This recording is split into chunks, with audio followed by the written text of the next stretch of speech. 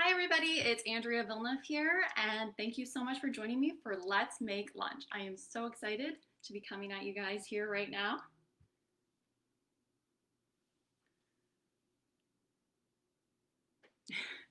Okay, sorry, just wanted to make sure that I was actually live with you guys there. Hi everybody, it's Andrea Villneff, and I am so excited to be here with you guys today for Let's Make Lunch. Thank you for tuning in. What we're going to be making today are two recipes that kind of go together. So we're going to be doing big batch beef, which is a great way to cook in a large amount. You can freeze it and use it for a lot of different recipes, but we're going to be using that big batch beef to make pizza, which I'm pretty sure is pretty much every family's one of their favorite meals. So just to get started, it would be great just for future if you guys have the recipe kind of printed off. There's also a grocery list. You can find this PDF print off over at canadabeef.com. And I would also like to thank Canada Beef for giving me this opportunity. I personally go to schools and I teach a lot of different students food skills, how to cook in the kitchen, how to make healthy meals for themselves. And now I get to do this and come right into your home and do them. So I'm so excited to kick this all off. I just want to give you guys a couple of tips.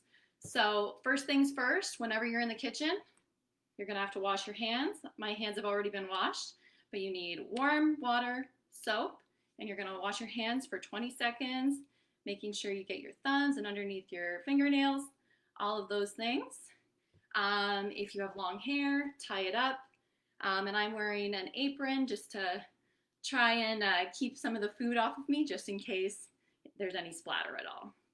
Okay, so first things first, we're going to get right into the cooking of the beef, okay? So this is the start of the big batch beef. I'm going to turn this to medium-high heat. Okay, and what we're going to be doing right away is we're going to be putting, the big batch beef calls for 4 pounds of beef, okay? So if you don't quite have 4 pounds of beef, that's okay. You could always divide this recipe in half into 2 pounds, and then later, then you can use 2 onions, 2 cloves of garlic. You can always half the recipe if you don't have quite that much beef. I'm going to go ahead and put this right into the pot.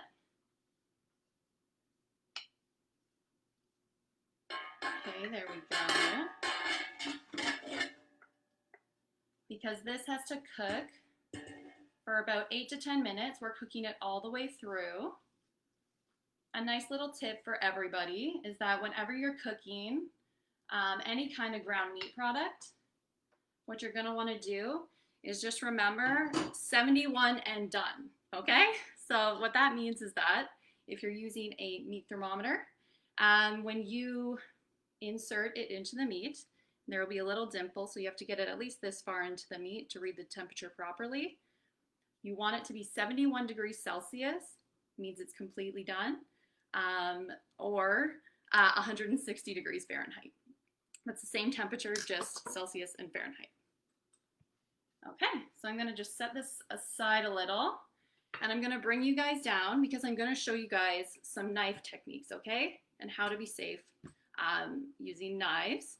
So as we go down, and also I did just wanna say as a reminder, when you're dealing with hot things, you're dealing with sharp objects such as knives, it's always great to have a parent around. Please make sure that you have some supervision if you're unsure at all, okay? Okay, so let's go down. I'll show you guys the cutting board. Here we go. And for this recipe, if you're doing the full big batch beef recipe, you are going to need to cut 4 onions. So you can see here, I already have some cut up, and I just have 1 left.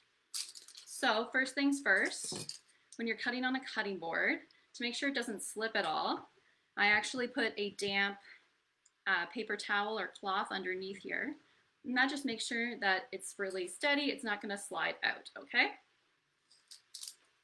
This is called a chef's knife. So when using a chef's knife, what you want to do is you never point the sharp end near you, but it's always important to use a very sharp knife. That's the safest thing you can do, is use a sharp knife.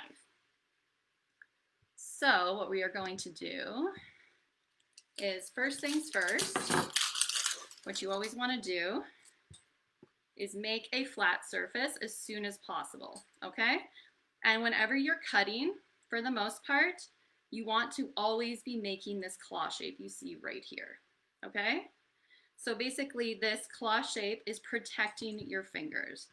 So if you see here, I can cut really close, making sure you always leave the tip of the knife on the cutting board.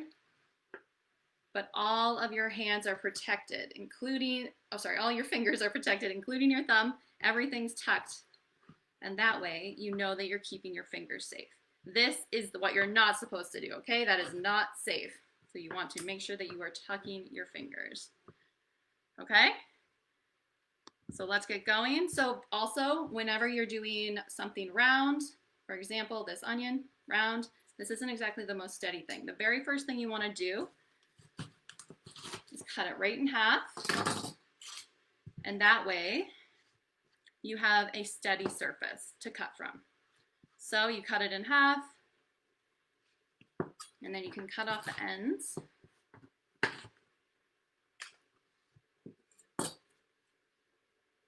And then it just makes it also easier to take the skins off of the onion. So that's kind of what we're going for here.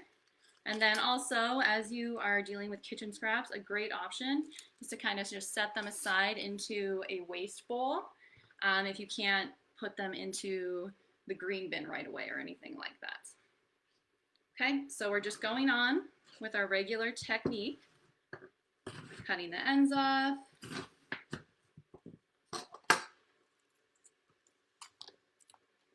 taking the skin off,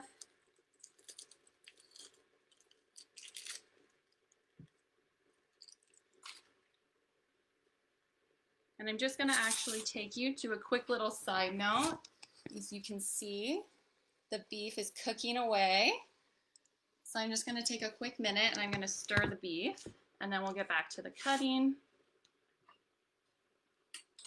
Because what I'm doing is I'm basically stirring the beef as it cooks, and I'm using a spoon and I'm just breaking up the beef so that it's into some nice little chunks, that the kind that you would like to see in like a meat pasta sauce, a bolognese, anything you'd like to see in a soup, tacos, and on top of pizza, really. There we go. So this is good and stirred.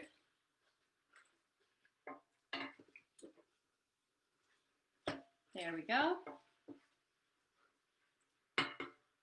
Okay, so we're going to keep on with our prepping here, seeing down to the onions. And so this, I want you guys to practice this, basically keeping your fingers tucked and making those slices, just like so.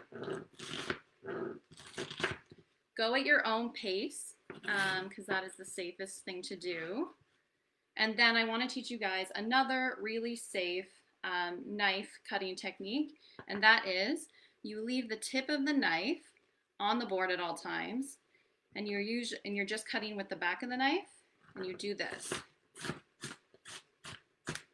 Okay, this is called chopping, and it's great because it'll just give you a rough chop, but it's an easy way to kind of get everything into a smaller, more manageable size. And it can be pretty quick because your fingers are safe and nowhere near the tip of the blade. So it's a really fast way to cut.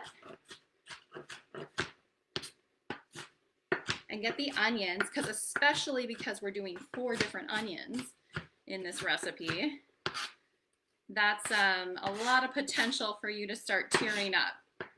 So it's good if you can just chop through it kind of quickly. So remember, that's 2 techniques that we've been talking about. So this one, where you're always keeping your fingers tucked back and you're slicing some onions, right? And then this is more of a chop motion, right? tip of the knife on the board and just running your knife through it, okay? And that's how you can quickly get through onions. If you do find that you're gonna start tearing up, I know a lot of different techniques. Some people put onions underneath some cold water, and they say that that prevents them from crying when they're chopping large amounts of onions. They also have these sort of goggles that you can wear, and that'll just basically help protect your eyes at the end of the day. Okay, so heading back over to the beef. I'm gonna stir it up a little more. It's not quite done.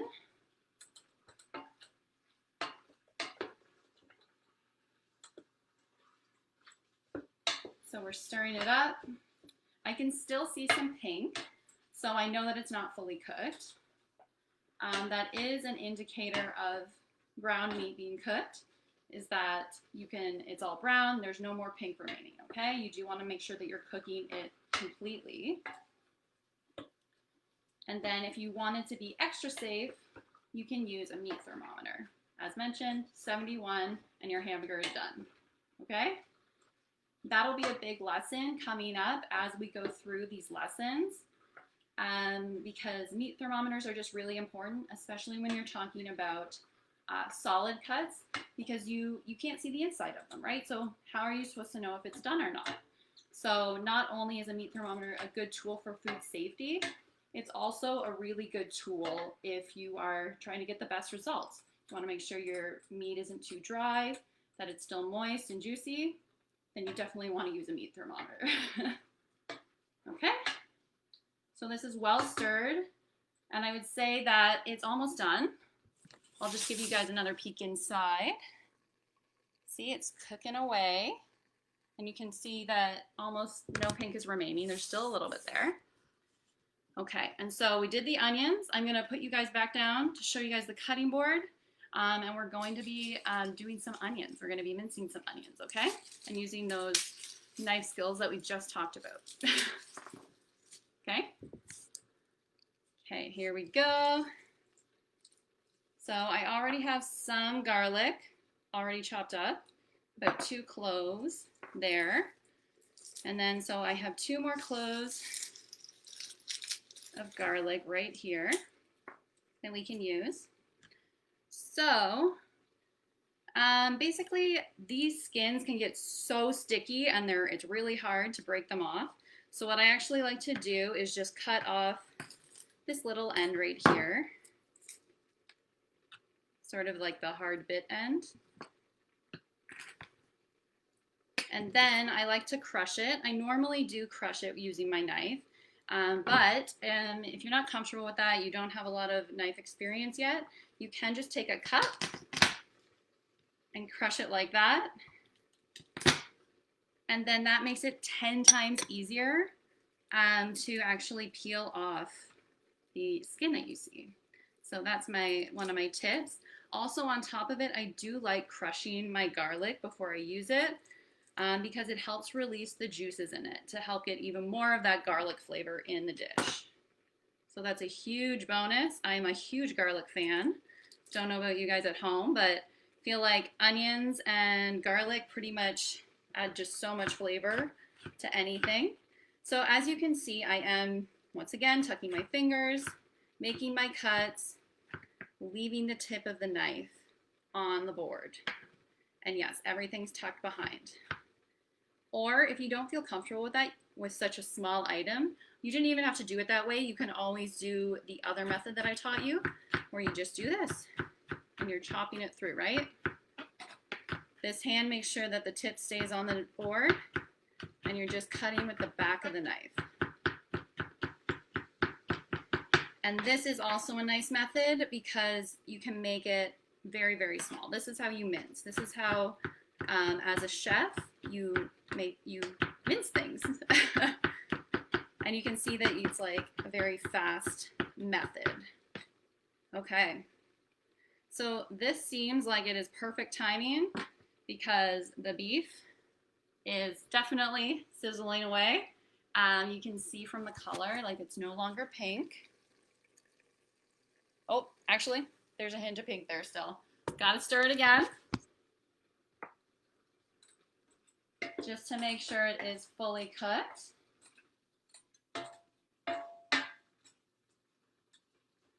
And just breaking it apart too as I go. So making sure that it's into the size chunks that we're looking for.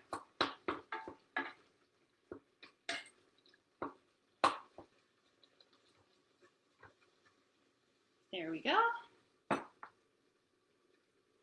And also, if you want to check ground beef, what you can always do is when you're using the meat thermometer, what you basically want to do is kind of tilt this to the side. And you want to kind of have all of the beef together so that it's kind of making a pile, basically. Because that's the thing. There's no sort of center that you can really stick this into, right? So it's more so about trying to aim for the center and making sure you don't get too close to the sides of the pan, because those are obviously going to be much hotter than the actual beef itself. Okay, and we are definitely, this beef is fully cooked. Over 71 right now. So we're ready to go. So the next step in the big batch beef that we are going to do is drain it.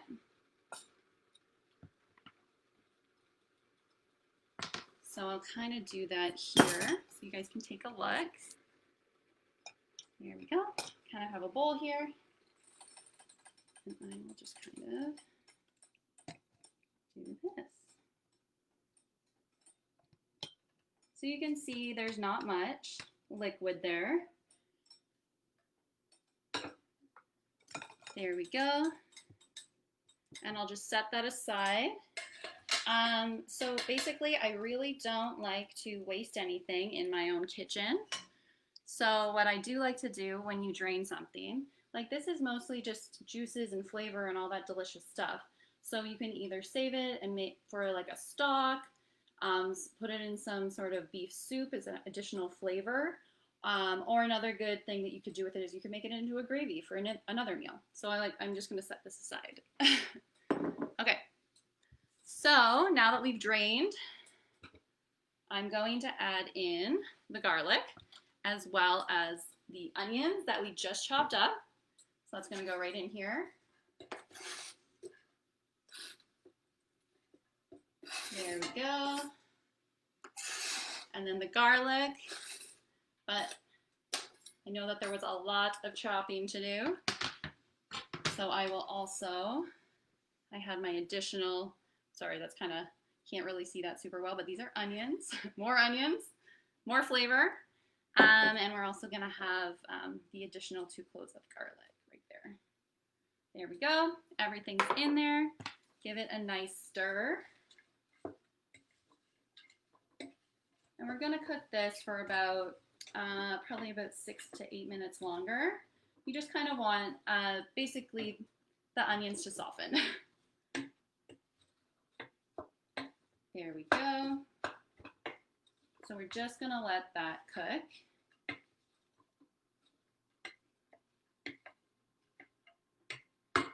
Okay. So while that's cooking, and that is, for the most part, the actual physical recipe of the big batch beef. So you can see just how easy it is.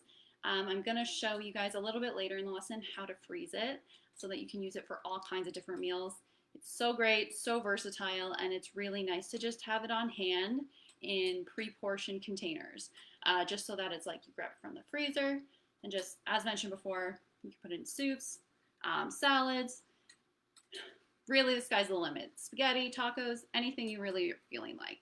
So now that big batch beef is closer to getting done, I just want to take you guys over to the oven because we're going to preheat the oven.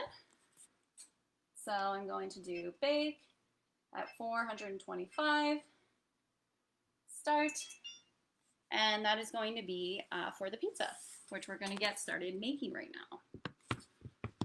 So while this kind of cooks up, I'm going to kind of put this aside just a tad and kind of show you guys what we can do when building a pizza. So the best part about a pizza is that it can really be whatever you want it to be. I have a base right here, and it is actually, so it's round right here, and I'm going to put it on a baking sheet. But I wanted to talk for a little second about this because I personally picked a whole wheat pizza base. Really what it comes down to is that from a nutrition standpoint, you should try and pick at least 50% of the carbohydrates that you eat should be whole wheat. I realize that not everybody likes whole wheat. So basically what I want to try and encourage everybody at home to do is if you think it's a meal where a whole wheat pizza crust, for example, or whole wheat bread might be okay, you think it might taste good, I'm encouraging you to try it. And basically over time, you'll figure out which recipes you're like, oh yeah, I can use whole wheat naan bread, or oh yes, I can use brown rice, for example, over white rice. You'll get sort of a feeling for what kind of textures you're okay with in certain foods. Okay, just grabbing over here basically the pizza tray. Here we go. And I will point you guys down again so you guys can kind of see us starting to build it. Okay. So right here, we have our pizza crust. And then what you're going to do is take a little bit of this right here, which is tomato sauce. You can buy pizza sauce. You can buy pasta sauce from a can. It all works. And we're just going to spread it evenly over the pizza crust right now.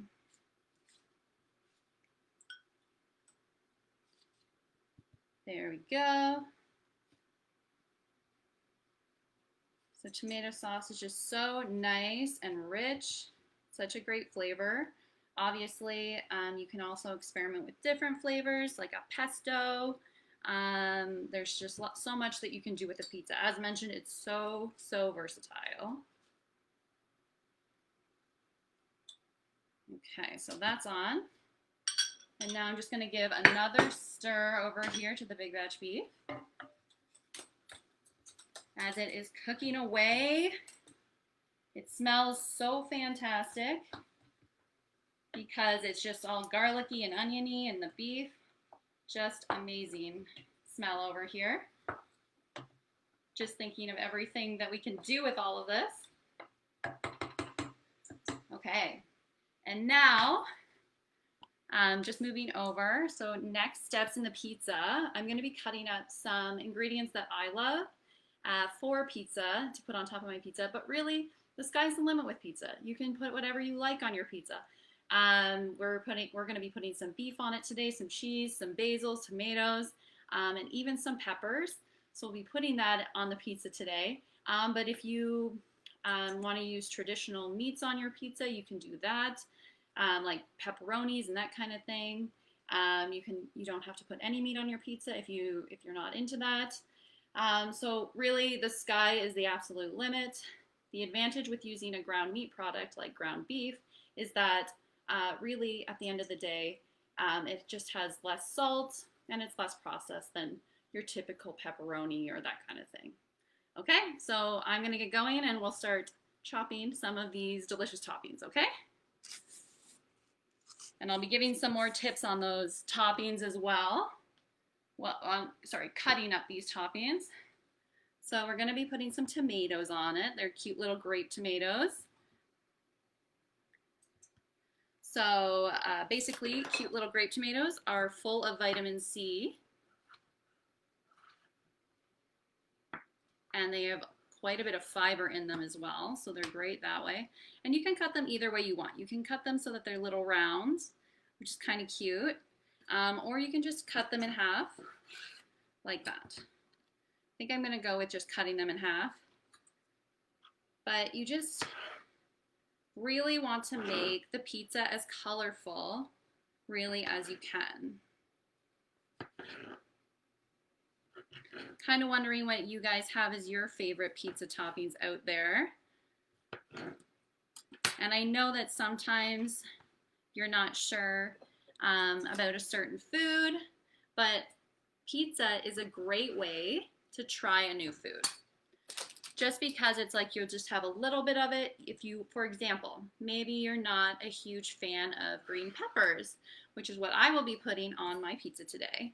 But if you're not a huge fan of green peppers, what you can do is just put them on like a quarter or half of your pizza. And that way you can try it and just see if you like it. A tip that I also always like to give kids, teens, and parents is that if you are a picky eater, then what you can do is, if you are a picky eater, what you can actually do is basically try things, keep trying things. That's a huge part, is that actually it takes something around 20 times before you actually sort of get a taste for something that tastes unfamiliar to you. So if you've tried something once or twice and didn't like it, that's okay. But maybe try and coming back to it in a month, in a few months, and try it again. And eventually, you'll end up liking it. So it's a great way to get people to try new foods, or to get yourself to like foods that you know are healthy and you should eat, but you're just not into it that much. Okay, keeping on going. So we have our tomatoes ready. I have some basil over here. It's already been washed, and I'm just going to do, I kind of like to sort of roll it up a little bit and then do the claw again. And you just kind of, and it's kind of nice. This is what you would call a chiffon in the culinary world. So when you see those like kind of thin strips, that's a chiffon. That's a technical cutting term, in case you didn't know. And I'll just put that aside. Okay. Going back to the beef for a second, it is done. So I'm turning it off. Gonna give it one last stir. And I'm going to take it off the burner so that it stops cooking and doesn't get too cooked, basically, or burnt. Worst case scenario, something gets burnt. Okay, so I'm just setting that aside. The burner is off. And I think you guys all just heard the oven go, and that means that the oven is pre-cooked. Okay, so I'm just gonna kind of get the pizza fully together here.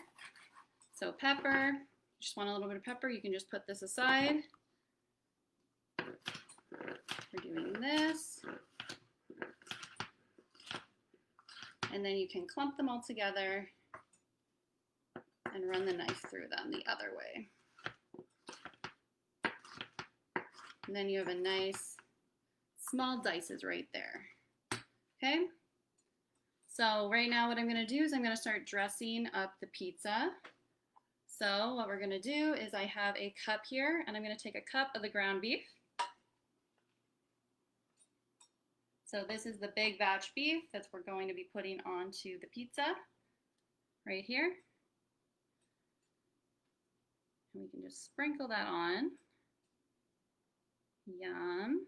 And what the beef adds is protein, which I think everyone's pretty familiar with, which helps you obviously with basically muscles and staying strong, all of those things. But it also has vitamin B12 in it as well, which helps with basically your nerve cells as well as your blood cells. So that's really important because vitamin B12 is only found in animal-based products. We're sprinkling over the basil. Basil is considered a fresh herb. And what I really like about basil is that it's basically any herb, adds a lot of flavor without adding a lot of additional fat or additional salt. So it's really a powerhouse of basically flavor that you can add to any dish. Okay, we have our tomatoes on. Green peppers. There we go, just putting everything on. Green peppers, also high in fiber. And vitamin C as well. There's a lot of, this is kind of a protein rich and a vitamin C rich pizza right here. And I will just do a tiny bit of red onion as well, just to add that extra pop of color, and then you know we're getting like a full rainbow type situation. There we go. So basically if you want strips, what I would recommend, instead of a dice, just cut it down the middle, and they'll be like, they won't be quite as long. And then you tuck your hands again, and you just kind of run it through. There you go, and that's how you get those sort of beautiful onion pieces that are more, they're not diced, they are just cute little kind of, not full rings, but you're getting there, right? Depends how much you like onion right now to be how big you want the pieces to be. There we go. Okay, there we go. So we have our onion, we have everything else on there. Just setting this aside. This was the towel, keeping everything set in place. Okay, and then I'm just gonna, of course, the piece de resistance, we're going to be adding cheese to our pizza. So here we go, just shredding it. This is mozzarella that I'm using, but really you can use whatever kind of cheese you want to.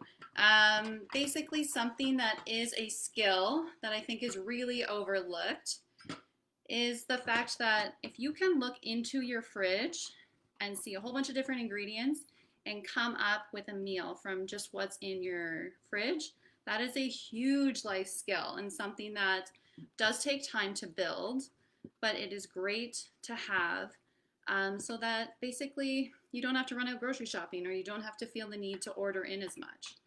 So really whatever cheese, for the most part, will work on top of pizza. So I'm using pizza mozzarella, but in the actual recipe that we're following along with, they use provolone. But if you have like marble cheddar at home or just regular orange cheddar, feel free to use that. It's really whatever you want it to be. So, and that's always the funnest part about pizza, whatever you want it to be. Okay, so just gonna sprinkle this on to the pizza. It's about a cup of cheese. And you just want to make sure that it's kind of spread out all the way to the edges. And also cheese contributes a lot of, it's protein rich. And really delicious as well. So it's another protein rich product right here. And also, as always, dairy products add calcium as well into the mix. There we go. So you can see we have a delicious looking pizza, and I'm going to just pop it into the oven right now, and it's going to be for about 15 minutes. The goal is to just basically crisp up the pizza. That's the main goal right there. So I'm just going to pop it in.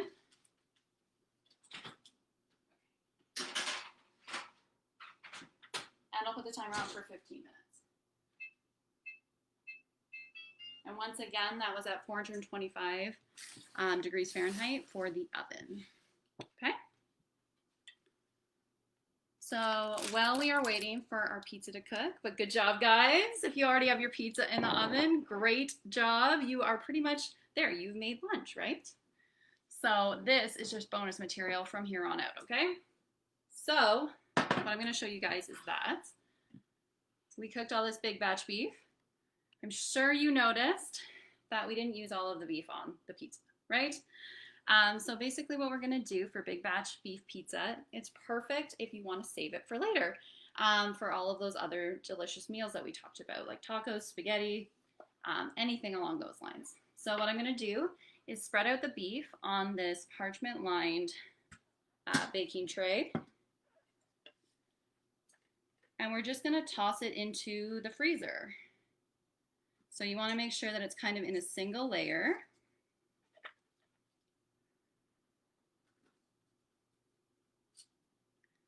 Spreading it out. And really, you might be thinking, why aren't you just putting it into the containers right away and letting it freeze? But that is how you get a big solid chunk of cooked beef. So whereas if you freeze it for about an hour on this pan, then everything won't stick together in one big clump. It'll all kind of freeze like on its own, so you can it makes it easier to scoop it out later. And easier to reheat as well, because you're not trying to reheat all the way to a center of a block, basically.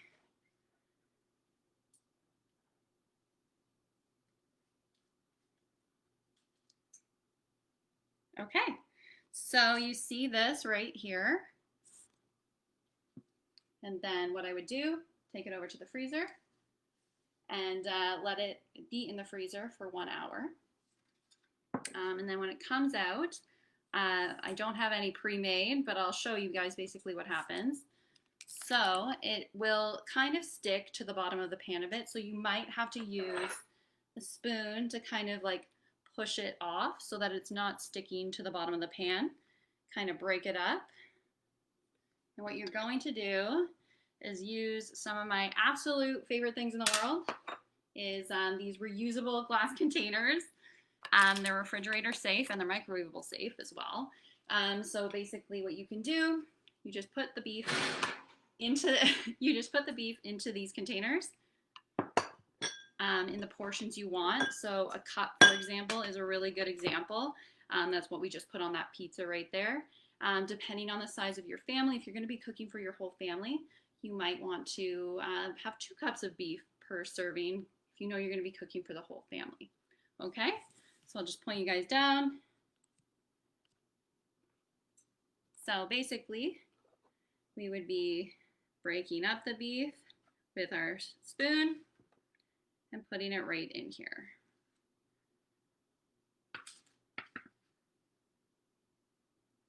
And this is the perfect way to do things as well, just because during the week when things get very busy, a huge point for basically healthy eating is to prepare everything in advance.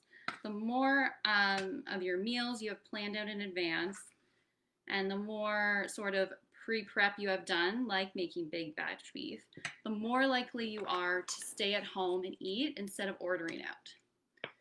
Then you can see I just put the lid on and it is airtight. I just let a little bit of the air out of there, right there. And then something else, so then you put this in the freezer.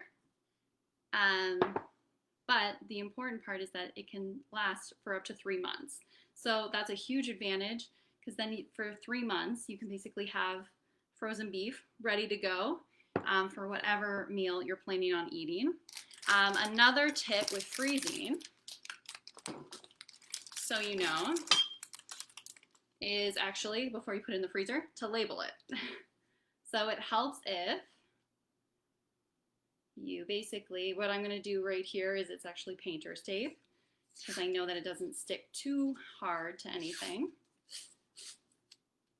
And you just want to basically put the date on it. So you can either say like, okay, so I made this on July 7th.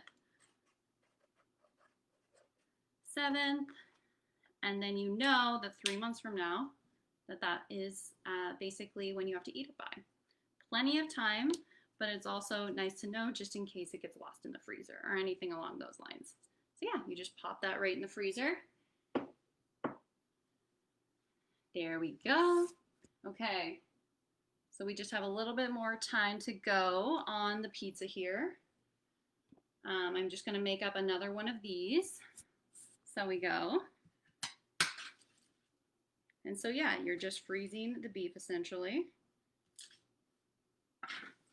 which is really nice way, because I know a lot of people throughout the week as well, when you are doing cooking the protein is probably one of the longer parts of making a meal. So it's kind of nice to have that part done, because if you have this pre-made, you can literally make a meal in 10 minutes, 10 to 15 minutes, which reduces the time. Even if it's a 30-minute meal, you have it in half right there, which is great. Okay, there we go, doing the same thing. Okay, so what I'm going to do is I'm gonna pull out the pizza. It's not quite done yet, but then you guys can kind of get an idea what it looks like. Just remembering that you guys are cooking your pizza to at 425 for 15 minutes. Okay, just grabbing my oven mitt right here. And yeah, it looks pretty good. If you like a crispier crust, you can obviously leave it in longer. But it looks pretty good to me. There we go, we have it out right there. So I'll just bring it over to the main area. Okay, there we go.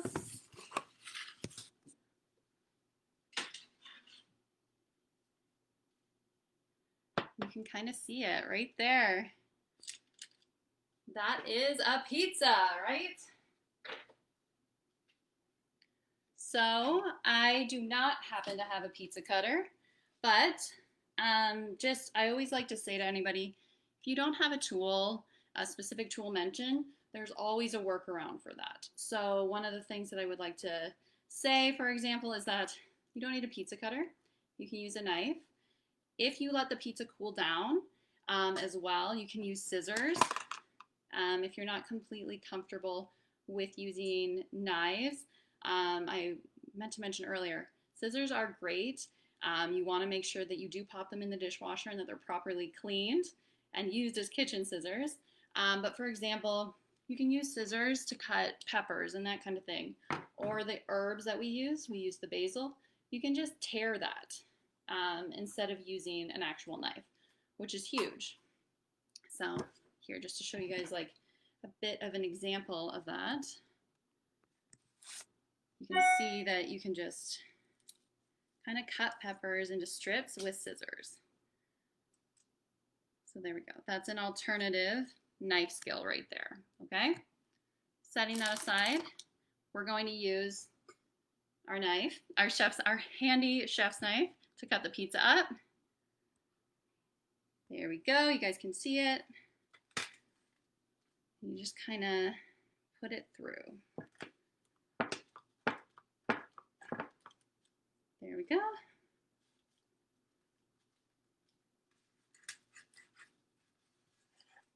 Being careful because everything's hot, but there you go. And then you can cut it into eighths or whatever you're feeling like. All with a knife or a pizza cutter if you happen to have one. Okay? So there we have it. We've made a delicious pizza today. Thank you so much for joining me for the very first lesson of Let's Make Lunch. Next week, we will be making a beef tikka masala skewer, one of my absolute favorite recipes. So good. It really has some of those basically Indian flavors that you might not be familiar with depending on your household. So come back next week and that's what we'll be cooking up. If you need the grocery list, go to canadabeef.com and you will look into the Let's Make Lunch section and we will have the recipe along with the grocery list. So in the meantime, go and enjoy your delicious pizza. I hope you guys had fun today and I will see you guys next week. Bye.